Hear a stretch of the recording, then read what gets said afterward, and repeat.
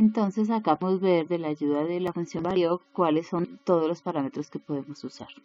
Esto es una forma de calcular el variograma con el paquete GOR. También hay forma de calcular el variograma con un paquete que se llama GStat y uno que se llama SGeostat. Entonces van a tener ciertas particularidades, algunos pueden preferir uno u otro, pero los más universales son GOR y GStat. Acá tenemos que el primer parámetro que le debemos dar es el objeto tipo geodata, que es el que usamos nosotros en el caso anterior, el aquifer G. Las coordenadas en caso de que sea un conjunto de datos, como les comentaba al comienzo, más grande o que no estén las columnas ordenadas en la forma que él lo tiene por defecto, entonces aquí le podemos decir dónde están las coordenadas y dónde están los datos, es decir, no es que tengamos que ponernos a recortar el archivo y dejar solamente las 3 columnas que usa, no, acá le podemos decir cuáles son las columnas que específicamente nos interesan. Darle el vector de lo que nosotros llamamos H, pues en general se le deja el que él tiene por defecto, pero si ustedes quieren, si ustedes tienen el interés de que, por ejemplo, acá no sea 10.42, sino 11, 12 o 9, ustedes podrían darle la lista de los intervalos. Y esta opción, la opción trend, es la opción que nos permite decir que la media es constante. Entonces, para el caso de ustedes que ya corrigieron la media con un modelo de regresión, este nuevo conjunto de datos que ustedes tienen tiene media constante. Entonces, ustedes simplemente lo dejarían por defecto. El valor de la media, ya ustedes han verificado que es la misma en todos los lugares. Si proviene de un residual, de una columna de residuales, la media entonces será 0, o sea que no hay nada que hacer al respecto. Sin embargo, en mi caso, como yo no he corregido la tendencia, entonces fíjense que yo voy a usar esta función trend para que él mismo la corrija. Entonces, vamos a suponer que yo ya hice acá todo el trabajo, vamos a suponer que ya revisé todos los gráficos y que me decidí por la corrección de segundo orden. Puede ser la corrección de primer orden, puede ser la corrección de segundo orden. Recuerden que aquí más adelante siempre van a encontrar donde está todo bien explicado. Entonces en la tendencia espacial, ustedes pueden mirar esa función o aquí dentro del mismo varioc, ahí vamos a ver que por acá él lo explica. Dentro del mismo varioc, bueno, acá no lo veo en la ayuda, pero dentro del mismo varioc podemos usar constante, podemos usar first para decir que vamos a hacer la corrección por primer grado, que sería simplemente entonces beta 0 más beta 1x más beta 2y, o podemos usar seconds hasta el polinomio de segundo grado, él tiene acá especificado. Esta función ya nos permite darle cualquier otra función más elaborada. Si por ejemplo tenemos x a la 2, xy, pero no tenemos ya la 2 ni nada de eso, entonces para darle esas variables utilizaríamos la función trend.special. Pero acá entonces yo voy a hacer el segundo variograma, al logaritmo ilustrativo 1, pongámosle acá mejor 2, y digámosle que la tendencia que yo voy a usar es second.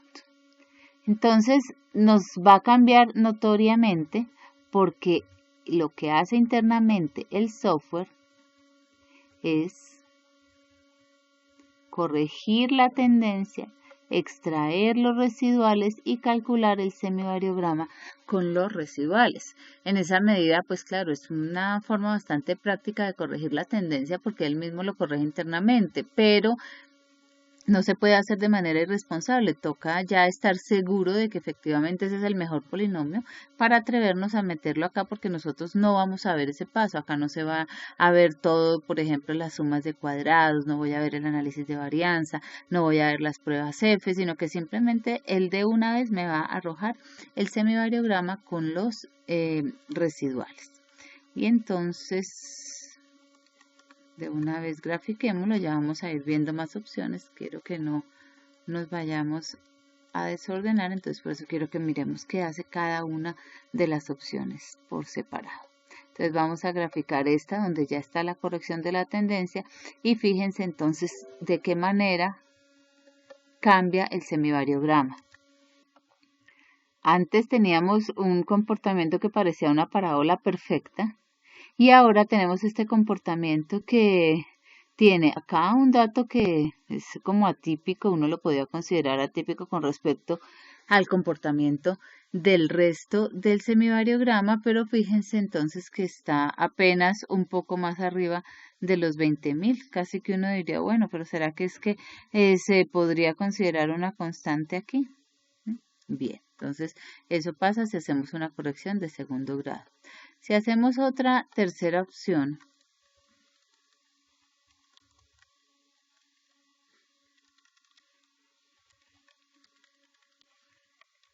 pero ahora ya no la vamos a corregir por un polinomio de segundo grado, sino que vamos a hacer la corrección por un polinomio de primer grado.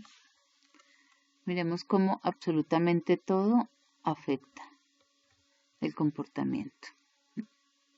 Entonces, si bien la forma continúa más o menos similar, fíjense que los valores sí tienen un cambio considerable.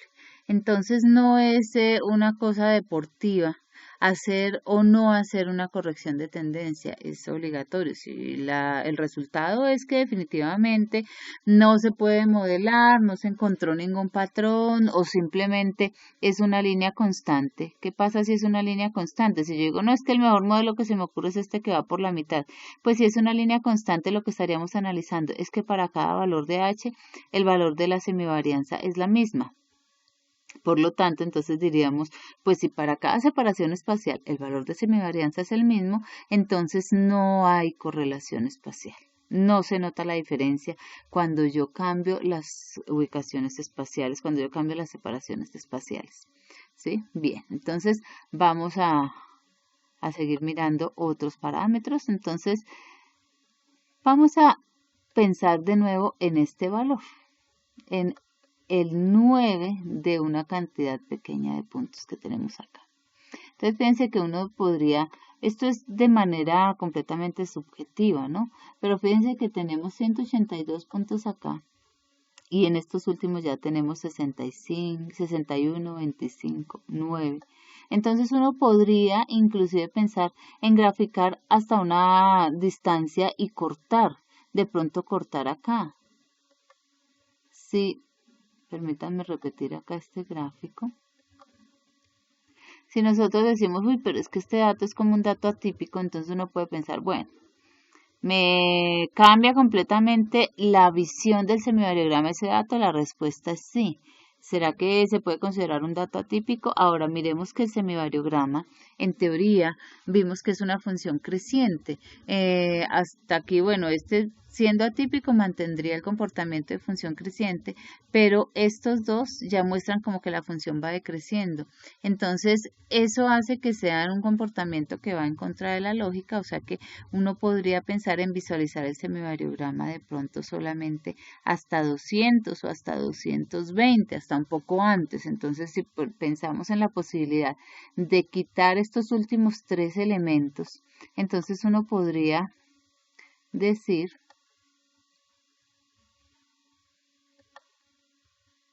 fíjense, acá están todos los parámetros, máxima distancia. Entonces, usted considera que los últimos tres puntos tienen muy pocos pares de datos y por eso entonces usted va a decir, no voy a considerar solamente aquellos puntos que tienen por lo menos 150 datos. Bueno, entonces es cortar o por máxima distancia o por número de pares, como a usted le parezca mejor, y entonces simplemente le vamos a agregar el parámetro max.dist o pairs.min.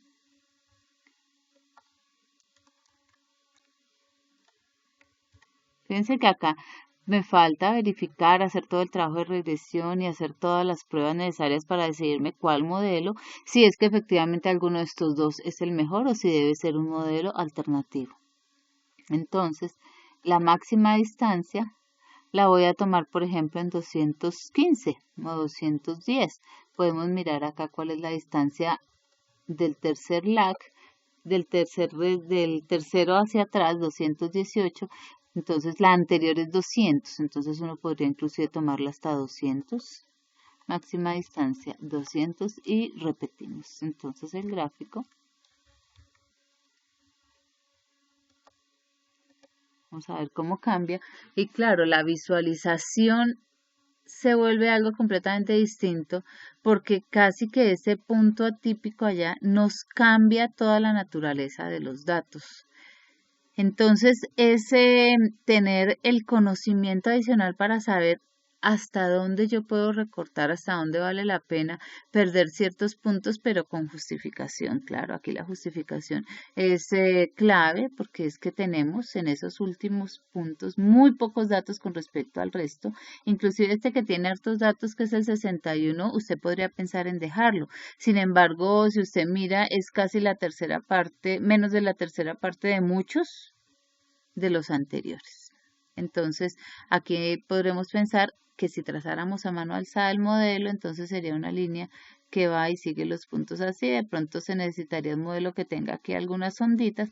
Vamos a ver que si existe un modelo adecuado para eso, u otra persona dice, no, de pronto no, esto es una rareza ahí y prefiere modelarlo como por la mitad, como trazar aquí una línea e irse así por el centro. Habría que mirar entonces ya algunas medidas de calidad de esos modelos con los que estamos ensayando. Bien, entonces eso en cuanto a la máxima distancia y al número de pares de datos. Vamos entonces ahora a mirar cómo hacemos para hacer gráficos en diferentes direcciones. Entonces vamos a hacer gráficos horizontales, gráficos verticales y gráficos a ciertos ángulos. No se utiliza tampoco hacer gráficos cada 2 grados, porque es que no vamos a tener datos cada 2 grados. De nuevo pasa lo mismo que pasa con los intervalos que tenemos que construir en el eje horizontal. Si en el eje horizontal yo me pongo a decir, no es que voy a hacer intervalos cada 1, cada 2, cada 3, pero miren las separaciones son grandes, pues entonces no voy a conseguir datos. Lo mismo pasa con los ángulos. Entonces yo no puedo estar pensando, voy a hacer cada grado, cada 2 grados, cada 3 grados. No, en general se hace por ahí de acuerdo al número de datos que haya, cada 15 grados o cada 30 grados, o simplemente se acostumbran, inclusive algunos software tienen por defecto hacer horizontal, que es 0 grados, 45 grados, 90 grados, 135 grados. Y ya, y entonces todos los espacios son las tolerancias, ¿sí? Entonces usted puede hacer 45 grados, pero de pronto no encuentra ningún par de datos que esté separado 45 grados. Entonces usted dice, bueno, 45 grados más o menos 15 o más o menos 20. Entonces, bueno, entonces ya sabe que cuando usted diga semivariograma 45 grados, realmente usted está teniendo en cuenta ahí todos los pares de datos que caen en un sector circular con un ángulo de entre, por ejemplo, 15 y 75 grados. Y entonces es también una barrida, una especie de cono, lo que usted utiliza para calcular los semivariogramas direccionales. Este que está calculándose acá es el omnidireccional. Recuerden que acá le podemos poner el título, si alguno quiere ir guardando los gráficos, entonces este sería el omnidireccional.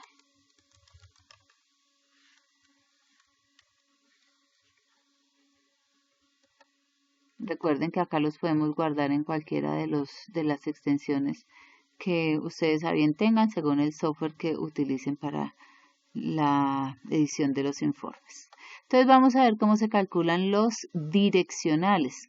Los direccionales entonces implican que usted ya más o menos tiene pues una idea de cuántos va a calcular. Sin embargo, si usted está como un poco a ciegas, pues haga varios, pero siempre esté mirando cuántos puntos hay en cada semivariograma. Ahora, tampoco hay que ser tan estricto, no es que tengan que ser idénticos los semivariogramas, pero sí bastante parecidos. ¿Qué es bastante parecidos?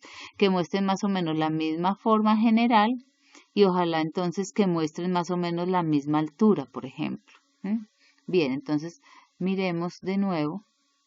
Todo eso acá, entonces lo pueden ustedes ir explorando en las ayudas.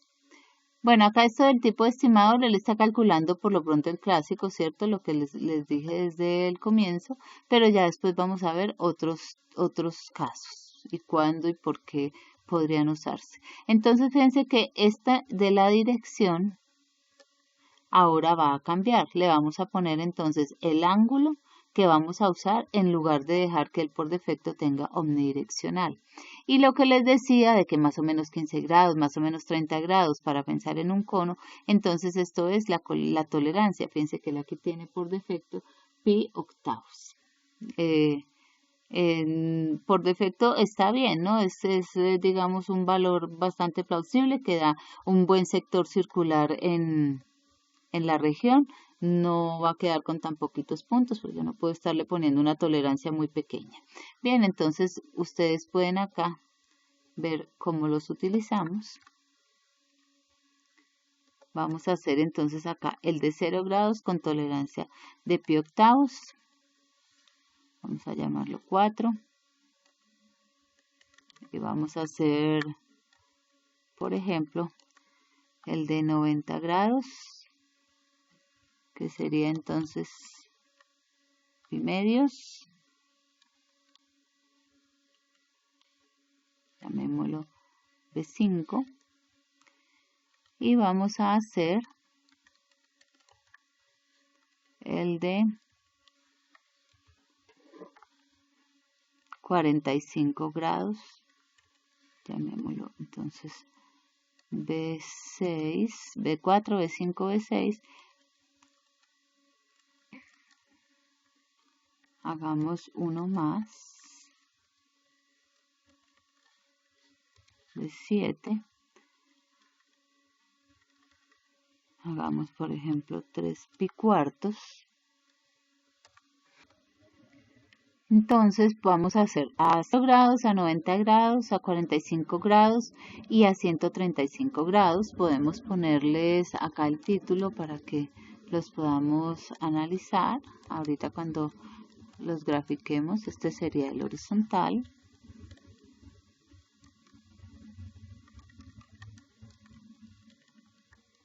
Este va a ser el vertical.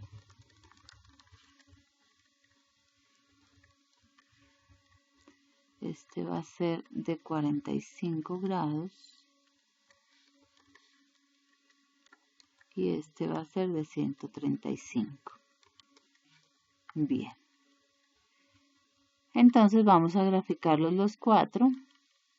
Acá con esta instrucción par mf row C22 partimos la ventana gráfica en 2 filas y 2 columnas para que nos salga una matriz de 4 elementos y acá están los 4 gráficos. No todos los tipos de gráficos admiten esta representación en su ventana.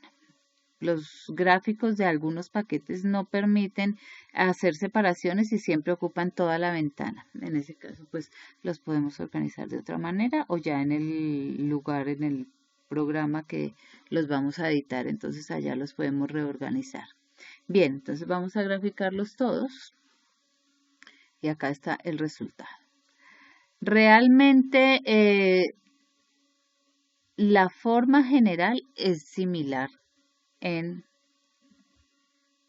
el horizontal, el vertical. Ah, no nos salieron los títulos. Bueno, no importa, luego miramos qué pasó con los títulos. El único que cambia es el último, que es el de 135 grados, cambia un poco, sin embargo, entonces vamos a mirar varios elementos puntualmente. La altura que alcanzan todos está aquí más o menos por los 50.000. Es bastante similar en los 4 que estamos graficando.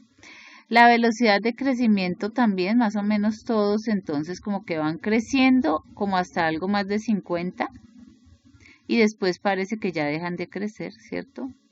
Fíjense que en todos tenemos esa similitud.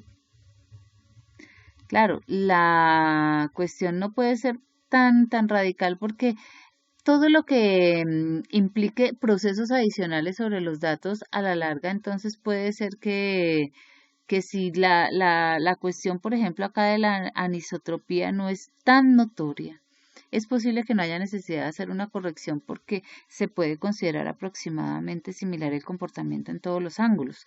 Si se ve que hay necesidad, por supuesto que se hace, pero en este caso, por ejemplo, yo no la veo muy clara porque es básicamente similar. Aquí el comportamiento, acá tienen como una onda y luego vuelve y sube. Acá estos dos puntos son los que dañan un poco el comportamiento de la semivarianza, pero vamos a ver que cuando conozcamos los parámetros del semivariograma puede ser que eso no sea un problema tan grave.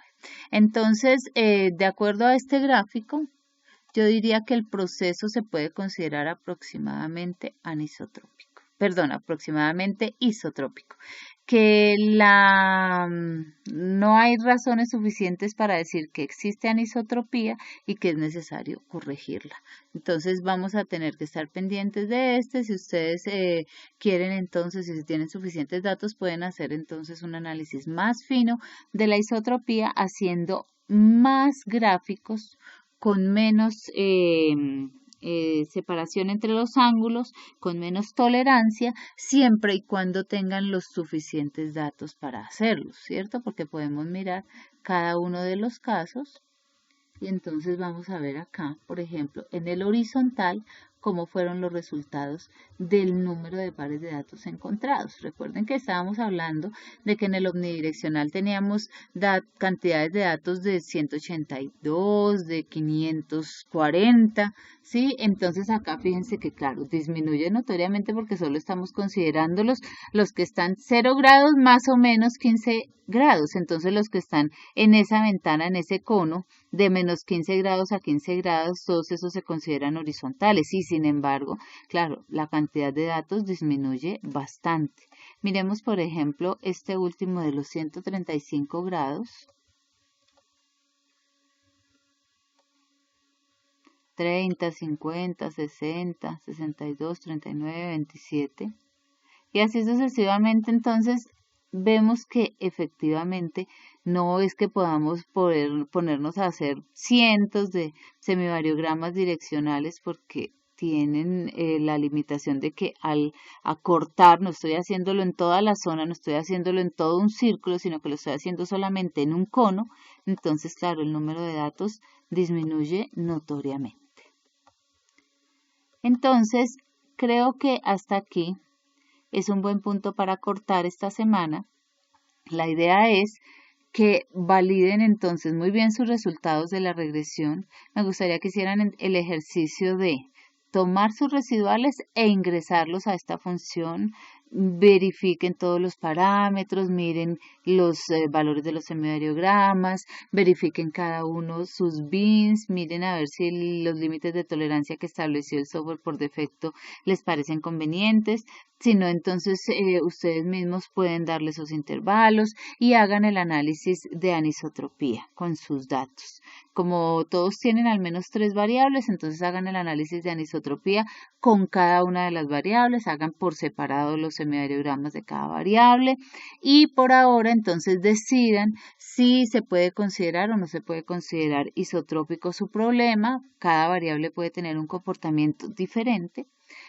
Además, sería interesante que si ustedes estimaron un modelo de primer orden o de segundo orden de regresión para la media, pueden también hacer el ejercicio de leer en R los datos originales y posteriormente entonces darle dentro de esta función tren la función que ustedes usaron y comparar los resultados. Organicen bien estos gráficos y ustedes tienen algunos, sé que tienen más datos y pueden entonces hacerlos mucho más extensos los análisis. Entonces pueden hacer de pronto 8 o 10 gráficos en diferentes direcciones. Y estoy pendiente de las preguntas que tengan.